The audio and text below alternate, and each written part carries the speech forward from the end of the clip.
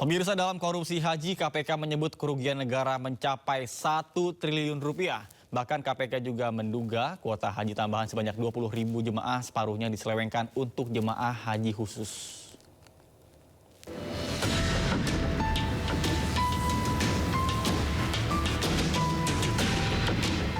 Kisru pembagian kuota haji 2024 memasuki episode baru. KPK membuka penyidikan dugaan korupsi di Kementerian Agama era Joko Widodo. KPK menghitung akibat perkara ini negara dirugikan hingga 1 triliun rupiah lebih. Di mana dalam perkara ini hitungan awal dugaan kerugian negaranya lebih dari 1 triliun. Masyarakat anti korupsi atau MAKI bahkan menyebut jemaah haji dikenakan pungli sebesar $5.000 atau sekitar 75 juta rupiah per jemaah. Nah, dari 10.000 ini diduga ada dugaan pungli sebesar $5.000 atau 75 juta terhadap perjamaahnya. Jadi ada dugaan mensrea karena kenapa ditambah sampai 10.000 atau 50% dari kuota tambahan itu, ya karena diduga ada oknum-oknum yang nakal yang hendak mengambil keuntungan. Yakut bukan Menteri Agama pertama yang tersandung dugaan korupsi penyelenggaraan haji. Pada tahun 2001 hingga 2004, Menteri Agama Said Agil Husin terbukti menyelewengkan dana abadi umat. Said menerima uang haram 4,5 miliar.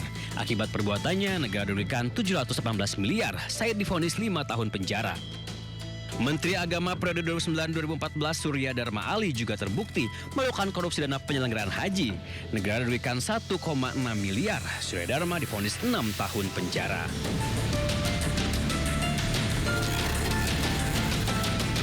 Tim Liputan iNews melaporkan.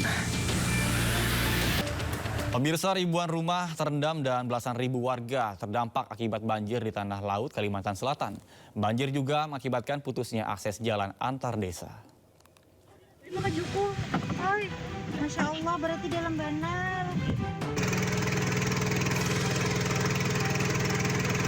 Inilah situasi Desa Kalibesar, salah satu desa yang terdampak banjir di Kecamatan Kurau, Kabupaten Tanah Laut, Kalimantan Selatan. Desa yang berada di bantaran Sungai Maluka ini sudah belasan hari terendam banjir dengan ketinggian bervariasi mulai dari 10 cm hingga 1 meter.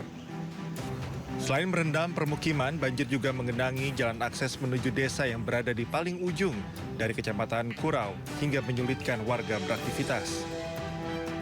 Meski sudah belasan hari terendam, sejumlah warga memilih bertahan di rumah masing-masing, sebagian lainnya mengungsi ke desa tetangga. Selain kesulitan beraktivitas, warga juga dihadapkan pada sulitnya mendapatkan air bersih. Biasanya warga menunggu penjual air keliling dengan harga Rp2.500 per jerigen. Setiap musim banjir, Ambil ke sini. terpaksa beli air. Ya, Ini untuk minum aja, minum sama masak. masak.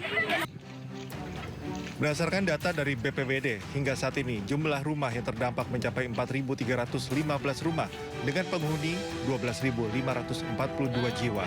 Dari 4.315 rumah yang terdampak, sebanyak 2.916 diantaranya tergenang hingga dalam rumah yang dihuni oleh 9.498 jiwa.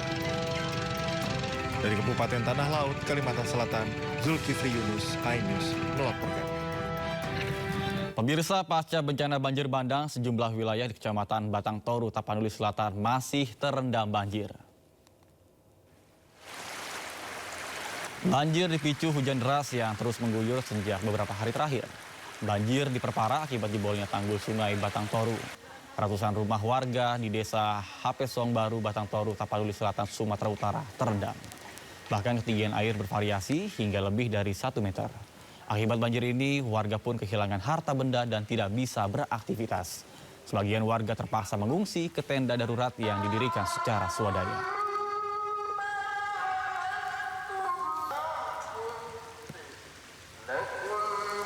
Pemirsa, Babinsa Desa Karangjadi Koramil 40304 Ogan Komering Ulu berhasil evakuasi warga yang terjebak di dalam mobil akibat terseret arus banjir di Kecamatan Belitang 3, Kabupaten Oku Timur. Mau ngevakuasi mobil, di dalamnya masih ada orang-orang.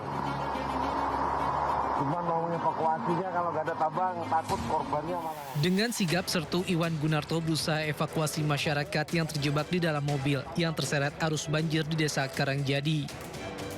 Sertu Iwan Gunarto tidak sendiri dalam proses evakuasi yang penuh kewaspadaan mengingat derasnya arus banjir. Ia dibantu Babin Kamtipnas Desa Karangjadi Aibda Dwi Kurniawan dari Polsek Belitang, 3 Polres Oku Timur serta masyarakat sekitar. Berkat kerjasama yang solid, seluruh warga berhasil dievakuasi dengan selamat. Bencana ini disebabkan intensitas hujan yang tinggi sehingga mengakibatkan meluapnya air di sejumlah kawasan permukiman dan jalur transportasi warga. Selain upaya evakuasi, Kodim 0403 Oku juga melaksanakan kegiatan kemanusiaan berupa pembagian sembako kepada masyarakat terdampak banjir di beberapa wilayah titik wilayah Kabupaten Oku Timur sebagai bentuk kepedulian dan dukungan kepada warga. Tim Liputan iNews melaporkan. Pemirsa, banjir bandang yang membawa kai gelondongan kembali menerjang Kabupaten Bener Meriah, Aceh. Banjir bandang yang membawa kai gelondongan terjadi di kawasan aliran Sungai Wih Gile, Kampung Fajar Harapan, Kecamatan Timang Gajah. Material kayu yang terbawa arus banjir itu melintas di perkampungan warga dengan cukup deras yang membuat warga panik dan berhamburan keluar rumah. Bahkan menurut Pusat Data dan Informasi Posko Penanganan Bencana Hidrometeorologi Bener Meriah, yang air membawa material kayu tidak sempat meluap karena sungai yang dalam. Bahkan hingga saat ini belum ada laporan terkait dengan kerusakan jembatan utama, khususnya di Jalan Nasional Biren Tekengon yang melintas kampung tersebut.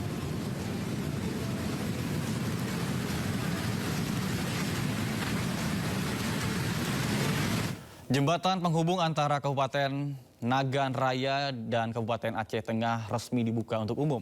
Jembatan penghubung ini dibangun sebagai upaya pemulihan infrastruktur pasca bencana hidrometeorologi yang terjadi pada November 2025 yang lalu.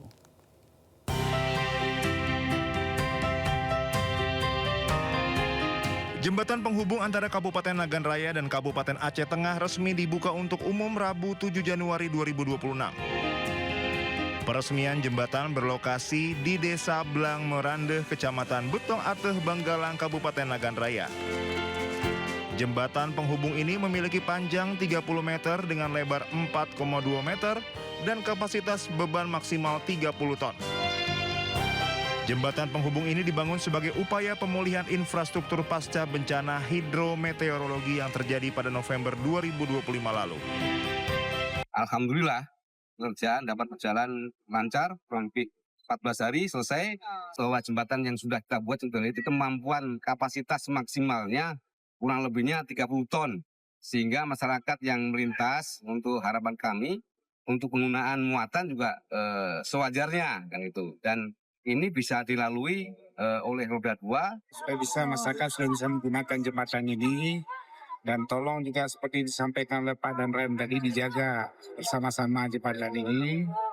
Kemudian ada satu PR lagi kita di Nagan Raya, saya sudah sampaikan kepada Pak Danrem, itu di Kecamatan Darul Makmur masih ada satu jembatan lagi yang putus.